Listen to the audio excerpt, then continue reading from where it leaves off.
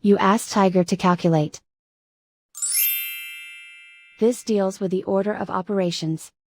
The final result is 0.4. Let's solve it step by step. Perform any multiplication or division, from left to right. 1 over 6 equals 0.167, 1 over 12 equals 0.083, 1 over 20 equals 0.05, 1 over 30 equals 0.033, 1 over 42 equals 0.024, 1 over 56 equals 0.018, 1 over 72 equals 0.014, 1 over 90 equals 0.011. Calculate any addition or subtraction, from left to right.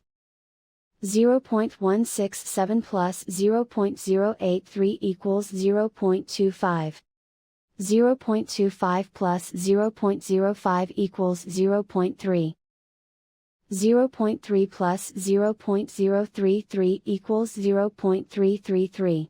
0.333 plus 0.024 equals 0.357. 0.357 plus 0.018 equals 0.375. 0.375 plus 0.014 equals 0.389. 0.389 plus 0.011 equals 0.4.